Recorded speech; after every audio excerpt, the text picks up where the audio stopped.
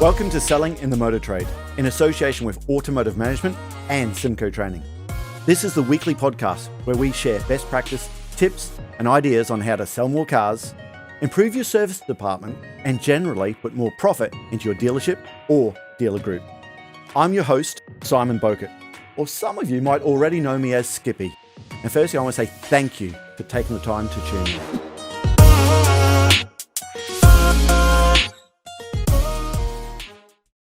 Well, let's just look at used car prices over the last 2 years. I mean, I've never seen anything like that my time in the motor trade. It's just ludicrous what's happened. But hey, and we all know why, because of semiconductors. I would never have known that wiring looms were made in Ukraine until 6 weeks ago. Yeah. And we know the supply of new cars has slowed down. I personally think used cars, they're going to be strong for a long time yet, simply because we haven't sold cars 2 years ago. So it's going to take such a long time for that to catch up. And that brings me on to the Kazoos of the world, the Censures of the world. Kazam, listening to the rumors out there, Kazam might be on their last legs from what I've heard. We've got to be careful saying that, obviously. There's employees and staff working there. But I wanted to get your views with the Kazoos, the Censures of the world, these disruptors. Is there really space for the independent dealer with all of these big boys playing in that space? First thing, disruptors. Are they really disruptors? Not at all, in my opinion. Yeah, well, Simon, I'm with you.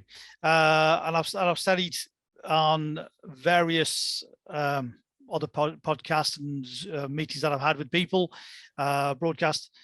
I don't think they're particular disruptors. Yeah. Going back to basics, customers have been buying cars unseen for a number of years, right? Yeah. There's a testimonial. I'm going to boast about this myself, but there's a testimonial on my own website, from 2010, October 2010, where a customer rang me from London. He'd seen a Renault Modus that he wanted, which is for his mother in Cornwall. And here's exact words. He says, "I've got a problem." I said, "What's the problem?" He says, "Well, you're in Stoke-on-Trent. I'm in London. Mother's in Cornwall." So I said, "What's the problem?" He says, "Well, how do I get the car?" I said, "Dead easy." I said, "I'll get it priced to what it's going to cost to get it delivered to Cornwall. Give me the postcode. I'll ring you back." I said, there's not a problem. And literally, Simon, that's what we did. So I rang you back and said, "It's going to cost you X amount to get it delivered to your doorstep." He said, "I'm happy to pay you." Car got delivered. And he did this wonderful testimonial of how to sell cars remotely, basically. That's 2010. I'm so glad you said that, because this Alex, what's his name? Chesterman. Thank you, sir. And you just look at Kazoo, what was it? 7 billion valuation. I think they're under $1 billion now. Because he was saying to everyone, we're doing things that these car dealers don't do. And he was, in the Times newspaper, he was really knocking our industry. Yes. And just like yourself, I can remember being 17 years old, having a conversation with someone in Mount Isa from Townsville on a 5-litre V8 Holden Commodore, and speaking to my boss saying, "What do I do?" He said, "Right, you get the phone, okay, you walk at that." And this is one of those radio phones, okay, not a mobile phone. He said, "Walk around the car and describe it to him." Yeah. Okay. And, we'd done the deal. Okay. I had to drive it to Mount Isa. Okay. But listen, that was when I was 17. So what do the Kazoos, what do they do differently? But so going back to that, as you say, so this has been happening. So what it has done, but if you think about it, so 2 years ago, showrooms were closed, so they couldn't come in view. So all they've done is they've highlighted that you can buy a car unseen with confidence. Yeah. And push the fact that, yes, you can set the laptop, the iPad, whatever it may be, set it down on your phone, order a car. So they've highlighted it more so, but the dealers have already been doing it. However, where we are stronger as independents, because I think people are trying to brush away the independents, we're never as good as OEMs or the big boys like Censures and Kazoo. They think we're just small independents. But you know what? We have a major benefit. And this is where some people don't realize it. So, for example, you ring me up and say, "Right, I've seen this BMW on your website, 25 grand. Tell me about it." So if you rang Censures Kazoo, for example, or you go on the website, you ring the call center. Yeah. all they will do is to redirect you back to the website, and you say, well done, mate, but it doesn't show me that image or that whatever, or that service history or whatever. Sadly, the phone handler can't answer that question either, because all they've got is the same information what you've got. Yep. That customer rings me up and said, oh, I've seen this car, tell me something about it. I will give them chapter and verse, because number one, I've bought it, but even if I haven't bought it, I've got sales staff. They can walk out of that car, as you've just said, do a full walk around, talking to them. But not only that, send them a personalized video, because the car's on site. Exactly what the customer's interested in. Here's the pan roof you're asking about. Absolutely. Show them the video of it. Yeah. So show them, you know, I mean, I do full HD video walk around of every car, but, you know, if the dealer didn't, but they can send them a personalized video within 10 minutes, which car is going to get sold. Yeah. So we're stronger than independents, because we're on hand. We know what our customer's expecting. And when I'm telling somebody about that car, I can give them the full ins and outs of it, as opposed to call handler who knows nothing about the car. All they're doing is reading off a script of this is the car, same off the website. So who's a stronger out of those, Simon? Yeah, no, I agree. And also, when you actually have a look at Cazoo, what is it? 550 million they lost last year. I mean, since they've started, it's 664. And I just read on Friday that they've just had to publish they're not sure if they're ever going to make a profit. I had to read that again. It's staggering, honestly. That is staggering, isn't it, really? You know, the fact that, as he says, that they'll never make a profit. But I think, you know, he's a very clever man, Alex Chesterman. Yeah, I can't compete with him. So, you know, I'm not going to dish him out at the end of the day, you know. But I think over the years, I think there's so many people look at the motor industry and think it's broken. We're doing it all wrong. There is elements of it which are broken. I think that in whatever industry you look at, there's broken bits out there. But to come along and say that we're doing it wrong all these years, and he's found a magic formula, was a wrong thing to do anyway. Because it wasn't that broken. I mean, you look at over the years, Virgin have had a go at it. True. Tesco's have had a go at it. You know. And the 12 months. Tesco's 12 months, and they were out of it. Richard Branson never published how many cars they actually sold, but I can't remember the exact numbers. Well, I could be totally guessing, but I don't know, something like predicting 28,000, they sold 8,000, but I can't remember the exact, but something like that. You know what I mean? So thinking, if you just build a business model like Mr. Chesterman, I'm going to sell so many cars, so you budgeted for that, then all of a sudden you've done a fraction of it, you're going to lose money, aren't you? But also, it's getting that stock again. I mean, Cinch has clearly got We Buy a Car BCA auctions. Okay, so I can sort of get my head around that. But Cazoo were actually buying the cars through BCA. Clearly that tap is going to be restricted when Cinch, they're fighting with Cinch. And also, if you could think about it, Simon, if you know the last 2 years would have been the best 2 years ever in history to have an online model. And if you think about it, you know, good point. Because half of the times, almost probably if not longer, we've been closed, haven't we? That we haven't been able to actually show customers the cars. They've had to buy, you know, click and deliver or click and, you know, collect. So that would have been the best opportunity ever in history to make a successful online business, in my opinion. And if they've missed that boat now, you know, because I still believe going forward, and I've said this again for the last couple of years, I still don't believe people are going to be buying, you know, clicking cars and having delivered. Majority, I still believe 70%-ish are still going to want to come and look, feel, touch, smell, and have that personal experience. That's I've said that all the way along, and I still believe that. I love the view, though, you have there, and I think it's so right. We would say in Australia the phrase that in a rising tide, all boats go up. So the beauty of the Cazoos, the Cinch of the world, they have been hitting the advertising drum huge, and you're dead right. They're normalizing buying a car online.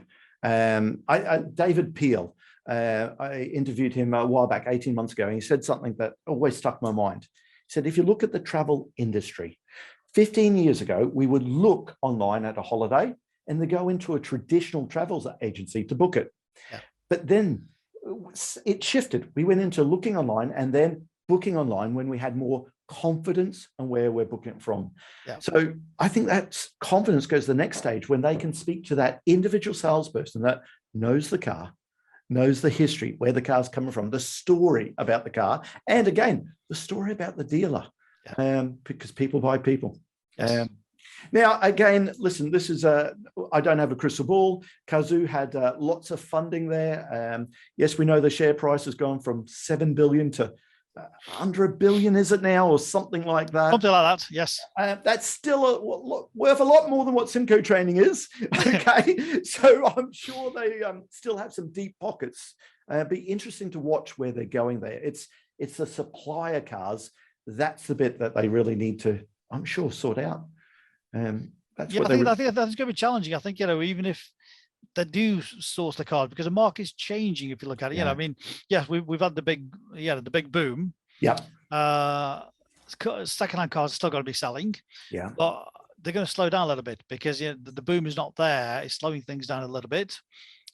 So where do they go from here? Even if they get the stock, are they still going to be able to sell them fully online? Are the customers still going to buy them off them? As you said, there's three so-called online disruptors, Kazam, Cazoo, and Cinch.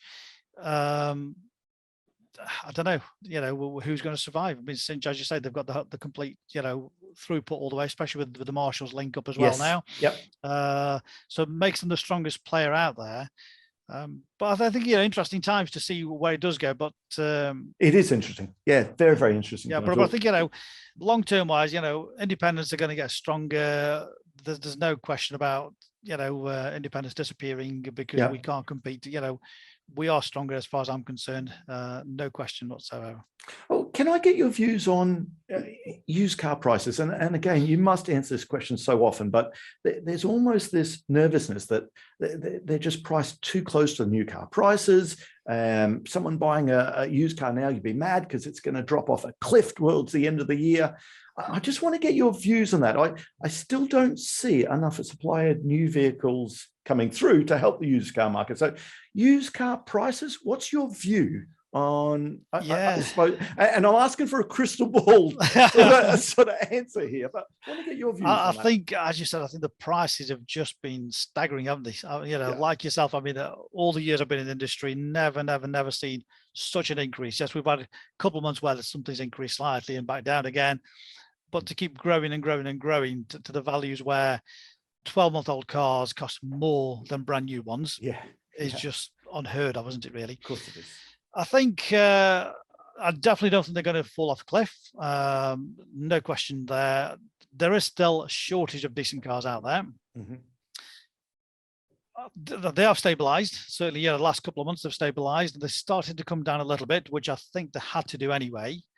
But we're not going to have a flood of used cars. If you think about it, 2 years ago, there was no new cars registered to, almost no new cars. So there's no 2-year-old cars. Next year, there won't be any 3-year-old cars.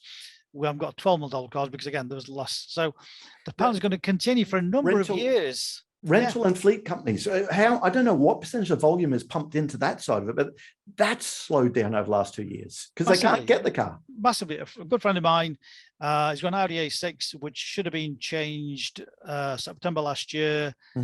He put an extension on until March, and he's actually, I believe, getting it in about 3 or 4 weeks' time now. But he's actually switched the brand to get a replacement car because they can't get what he wants. So this is the one-off. This is just a normal story with so many manufacturers. So you think of that car that should have come onto the market last September, it's just about to come on the market now. Almost 12 months later, isn't it? 10 months later, whatever it may be. So there's so many gaps there. Fleets, as you say, they've not been changing cars as fast, so there's still a shortage. So certainly, I'm not panicking, thinking I need to offload all my stock. I'm still paying good prices. I'm still selling cars.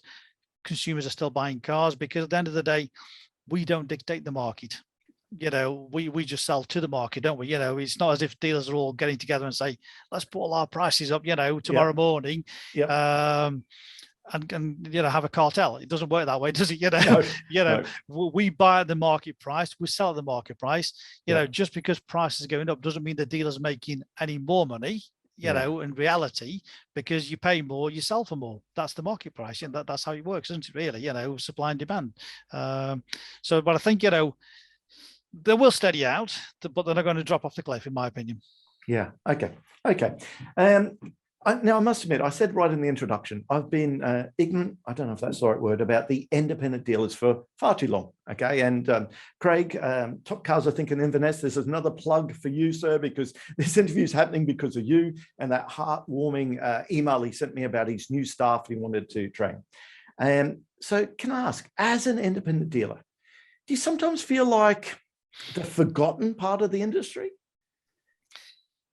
I have to say thanks, Craig. He is part of the association. You know Craig, do you? I've not spoken. I'm spoken, but I know who he is. Yes. Okay. Yes. Yeah. I think the independents have been long forgotten. I think how to look at the independents in a bizarre way, and I'm not trying to knock people who work in the franchise world because I've been in the franchise world myself. So, but I think they almost feel as if we're bottom of the pile as independent dealers. You know, it doesn't matter what level we're at. I mean, you think of some of the independents there, some very, very prestigious independents, but somehow we always get taught as if, you know, we're nobody sort of thing. And the franchise world is the most important out there. So yeah, but certainly we definitely get left out of, you know, whatever may be happening if you don't think about it. You know, they've got National Franchise Association, which always, I think, always looks down at the independence world as well. You know, so absolutely, we do get forgotten. We do get lost out there because we just tarred with a case of, you know, Backstreet Garage type of attitude. I know my own business. I've been very, very ignorant to that because it's OEMs, it's dealer groups that are big enough. That's who we've always focused on. And it's I've been naive to do that, really. Is that why you got involved with the IMDA, the Independent Motor Dealers Association? I don't know if this is right. Did you start the association? How did you get involved with it? Right, the IMDA it's a bit of a journey that we've been on. So okay, I'll tell you how it all started actually, and this will probably help many of your listeners understand the journey of the IMDA and what started. So going back to somewhere around 2012. Social media that I sort of fell into. I met on social media a guy called Jim Reed from Jim Reed Vehicle Sales up in Scotland, Aberdeenshire. Okay. So the connection with Craig up there, you see, up in Scotland. Yeah, it's a small world. Okay. Small world. But we sort of hit it off on social media and we just got chatting away about different things. And I could see it was a very successful business he's got there. And I just ended the conversation. I'd love to come and visit your place, Jim. And he said, anytime. So we sort of a few months went by. Then one day he said, come on, then when are you coming to see me? Yeah. And I literally jumped on a plane, flew from Manchester Airport, and I spent some time with Jim, his wife and his family, around his dealership, and a great weekend. And whilst we're sort of sitting there having beers on the sofa, we just got discussing about how a lonely place an independent dealer can be. Yeah. Do you know, Simon, it's you know, you've probably been in the same situation with setting your own business up. Yeah. You know, you're there on your own. Yep. You know, could be four walls like this in an office, could be the showroom, could be a porter cabin, it could be anything, you know, but you're there on your own. All of a sudden, you're away from the big world or maybe the franchise world or the big groups or whatever you may be. You're on your own and you've got nobody to talk to as such, you know, because you're cocooned in your little world. You don't actually see what goes out there. Yeah. You don't want to speak to the dealer next door because you see him as competition. So you just stuck on your own, and you know, you might want to bounce ideas off somebody, but you think, who do I speak to? I can't sort of speak to the guy next door because he's my competition, blah, blah, blah. Anyway, so we're just sitting there just having a chat and a beer and talking about different things. From that conversation, we started a forum called Twitter Car Dealer Forums. Okay. Which was again to get, and then nature always says Twitter Car Dealer Forum. So it was dealers on Twitter who we sort of met up and said, oh, we've got this forum. It's a closed forum just where dealers can join in and we can have conversations, debates and questions and answers and bit of advice, bit of banter, whatever it may be, you know, but just a bit of a community. And that just grew phenomenally. Yeah. And at one stage, just before we closed that forum down, we'd got 1,000 members on there. Wow. Okay. You know, so all people just talking about, you know, help and support, whatever. So that was part of the trouble with that forum was it was old-fashioned technology because it had to be on desktop. You couldn't use a mobile phone, etc., etc. But from that sort of beginnings, came along the IMDA, Independent Motor Dealers Association. So that was formed between 6 dealers and 1 independent expert, motor industry expert. And he was again, he's tried to build up a community of like-minded dealers. That's what we say, like-minded dealers. So when did it start then? The 6 dealers and 1 expert? Right, that started in 2017. Okay. So the conversation started at somewhere around, I think it was June 2017. And it was at the Car Dealer Magazine Expo thing. So the conversation started there about maybe building something up. So 6 of us, 7 of us in total. So the industry expert, the dealers, we're just having conversations of, should we start an association? So came up with the name of Independent Motor Dealers Association, exactly what it does, says on the tin. So it's launched in November 2017. 5th of November, day to remember, everything starts with a bang. Yeah. So that's how the IMDA started. And it wasn't, as I mentioned, not to be different to anybody else or elite or we're better than any other dealers. It was to form a group of like-minded dealers to support the independents, to give a voice to the independents, because I said earlier on, we get forgotten, we get lost. Yeah. We don't have a voice, and if you think about it, some of the big suppliers don't want to talk the same deal to me as they might do to the big dealer groups. So the OEMs, I think, hold on, we get penalized here. Yeah. Okay. Whereas as a collective group, the independents are much, much, much bigger. So why should we get, so from that, we set up the association, and the support we've had from oil contracts to suppliers and anything, it would help, won't it? Yeah, absolutely. DMS websites, all sorts of contracts. We've got 60 partners with exclusive deals. We've got insurance brokers, we've got a special deal just for the IMDA dealers, with better cover, low cost.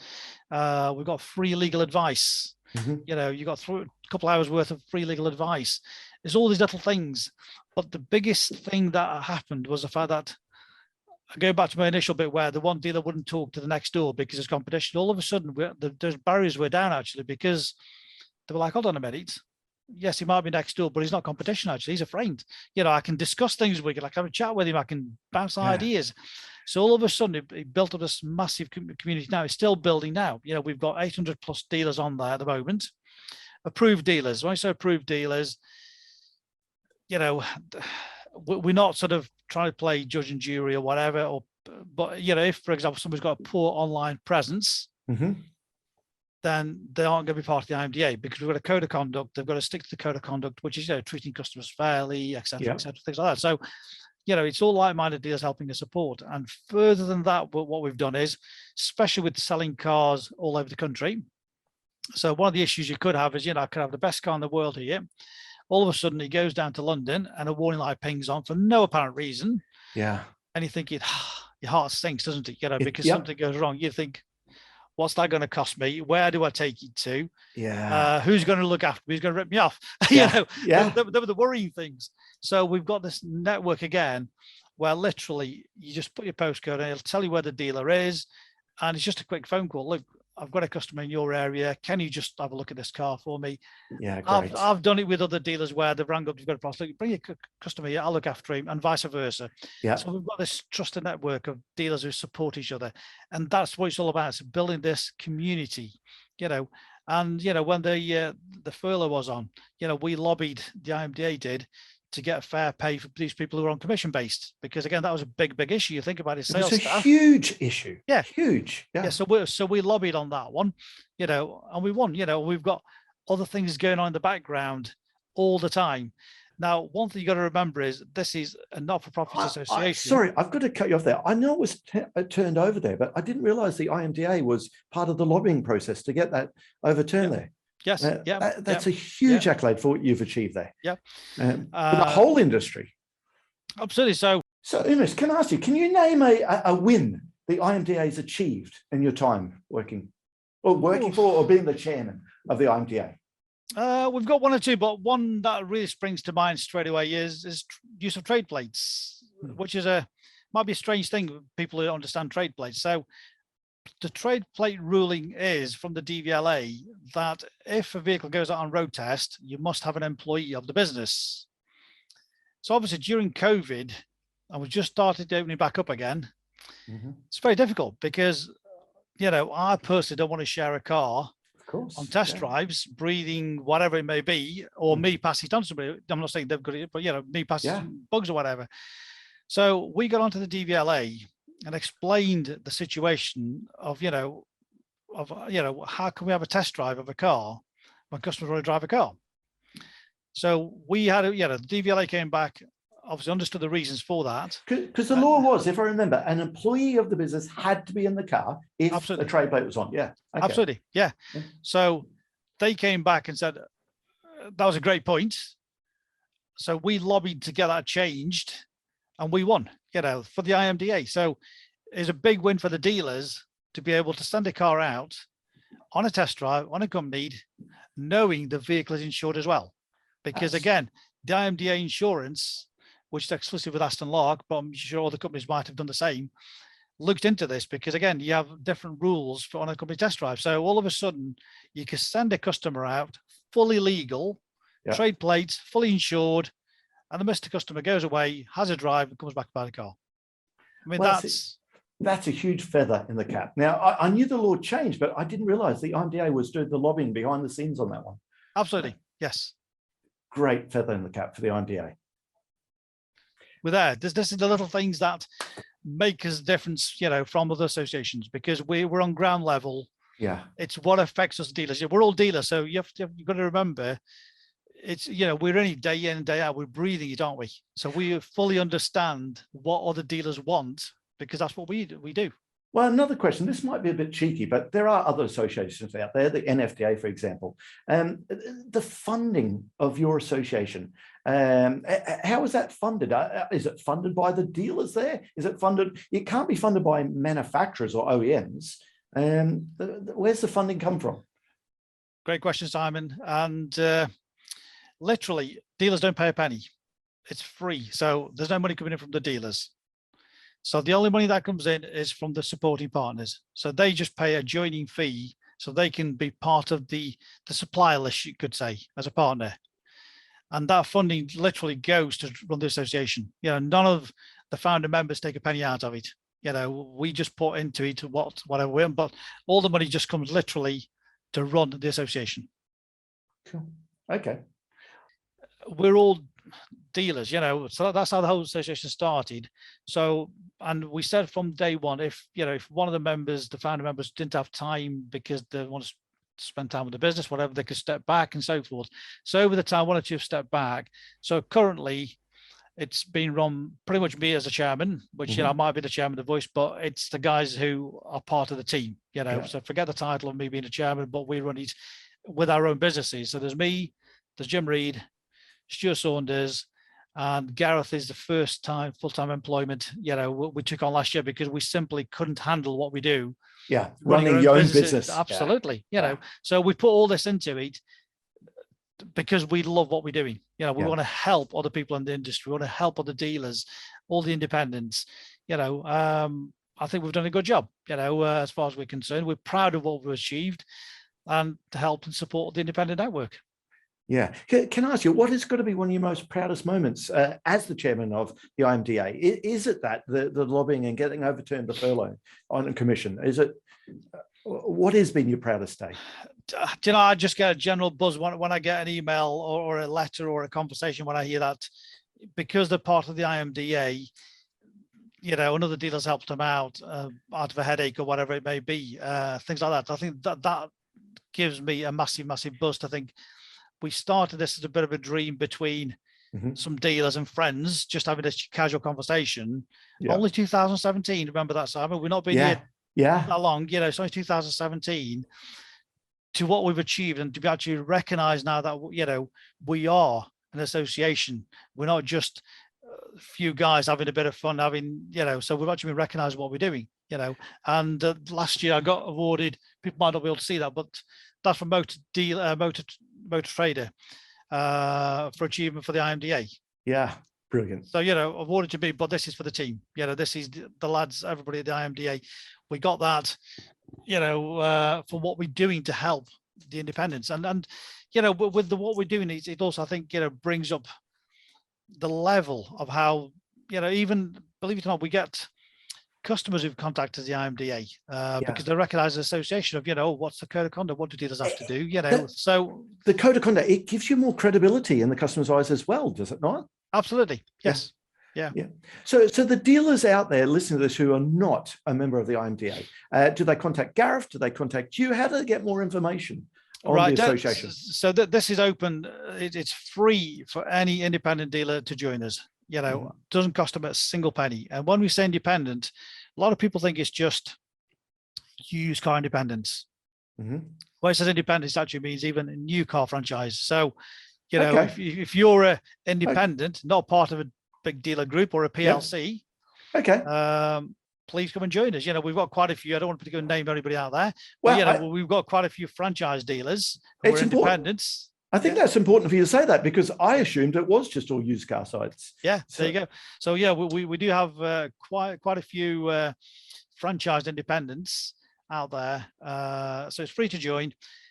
The simplest place to go is just clickandjoin.co.uk. So if they go to clickandjoin.co.uk, it'll take them straight to the enrollment form there. And all we really want to know is who they are, who the business is, the contact details there. And the benefits are, so it's free to join, exclusive insurance details there, free legal advice, and 60 plus supporting partners with exclusive deals. And that's just a beginning, and don't forget, we've got a closed forum on Facebook where, again, we discuss all sorts of things that are happening in the motor industry. We support each other. We've got a support network. I could spend all day rabbiting all like this, but it's a no-brainer. There's no reason why this shouldn't be part of the association. And the more we've got, the bigger network we've got built, the more support we can get for each other. And that's the way that it works, and we're also just working on it. We've got in the background, we've already got a group set up, but it's getting bigger, where we set up trading cars between each other. So although stock has been short, trading cars between each other was going to help us. Yeah, that's true. That is true, because if there's 800 dealers already talking to one another, help, I really need this, have you got that? It's just, there's so many opportunities there, aren't there? Absolutely. Yes. Yeah. So, it's, we're proud of what we've done. I say, the fact that we're getting recognized now for the work that we're doing, but it's not everybody listens to podcasts, not everybody listens to social media, not everybody listens, so it's getting to some of those other dealers out there who are very professional dealers out there, and getting the message of who the IMDA is and what they can do for us. People who listen to this podcast, it's this has got legs since we started this 2 years ago. I think it is something like that, and it's got reach that's actually surprising me. So I'm hoping that lots of the independent dealers out there, they get involved and they just get signed up there. That sounds really good. So let's go forward now then.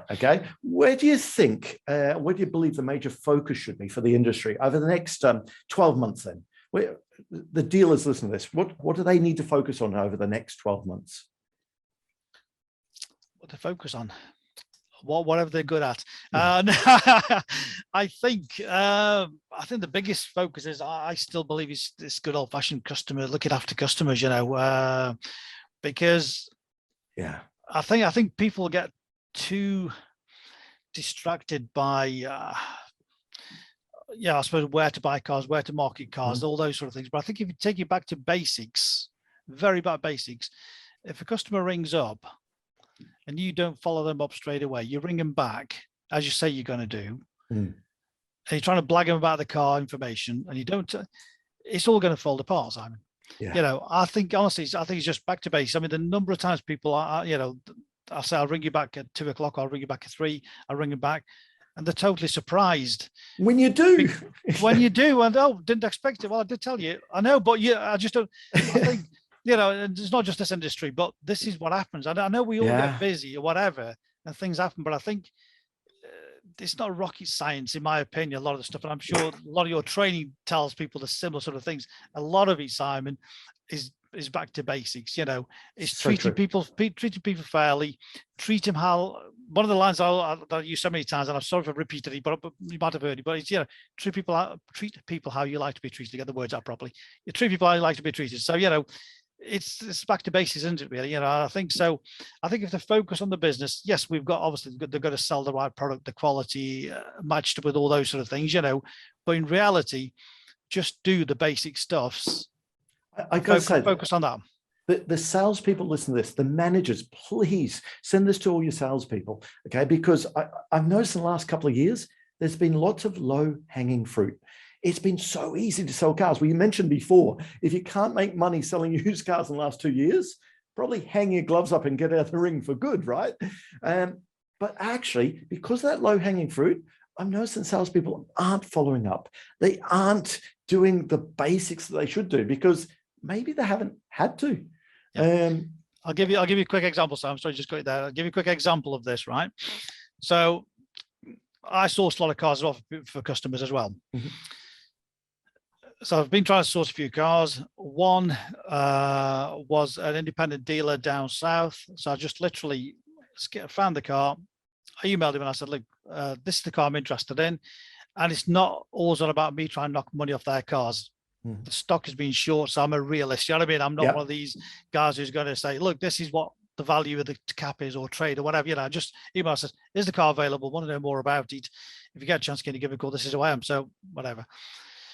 So very quickly, the guy just picked the phone up. He says, right, I've got your email. Let me tell you about the car, blah, blah, blah, whatever. He says, right, he says, we bought it, right on stock so many days, whatever. He says, to be honest, he says, I'm happy to sell it to you what it owes me because we've not opened the doors on it, whatever. So I said, I'll just let you know. I said, right, I'll buy the car, give me your bank details, I'll transfer your deposit, and I'll get a collection organized. So 2 days later, all paid for, done, dusted. Everything was exactly what he's told me on the car. I even sort of messaged to say, when will the driver be there? They got the car out ready. Happy days. Same time, try and buy a car from a franchise dealer. And, oh, please, I've got to hear the story. It was hard work. Yeah. And it's because I wanted the car. I bought the car. Yeah. That was the problem. The first phone call, I was told a bit about the car and I said, okay. I said, let me come back to you. Can you? And after that, it was me chase. Even the night before, I'm saying, will you please send me the bank details so I can get it set up so I can pay you? Yeah. Because I don't want to delay on collection day for my driver to be hanging about because I'm not set up as a payee.